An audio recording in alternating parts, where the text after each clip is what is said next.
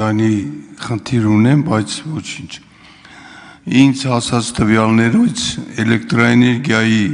սակագինը բարձրացել է 48 դրամից դարձել է 53։ Եթե իմ ասածը հավաստի է, ասեք թե ինչի արդյունքում է դա կատարվել եւ հետագայում գների բարձրացում կլինի թե ոչ։ Շնորհակալություն, պարոն Ասլանով։ Ձեզ հասած տվյալները ճիշտ չեն, ես զեկույցում արդեն նշեցի, որ 24-25 թվականի համար էլեկտրաէներգիայի սակագինը կենցաղային սպառողների համար մնացել է անփոփոխ եւ առաջիկայում այն կբարձրանա թե չի բարձրանա, մենք սակագնային տարին ամփոփում ենք ամեն տարվա դեկտեմբեր ամսվա վերջում եւ սակագնային տարին սկսվում է ամեն տարվա փետրվար ամսից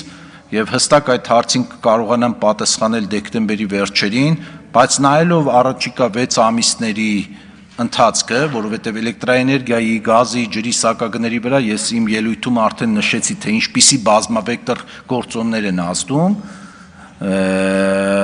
նախնական կանխատեսումներով այս 6 ամիսների կտրվածքը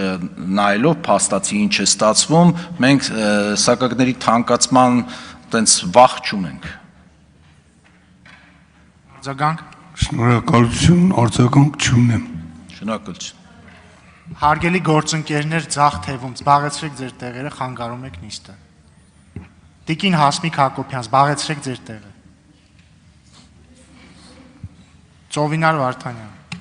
Շնորհակալություն, պարոն Մեսրոպյան, նախ շնորհակալ եմ զեկույցի համար։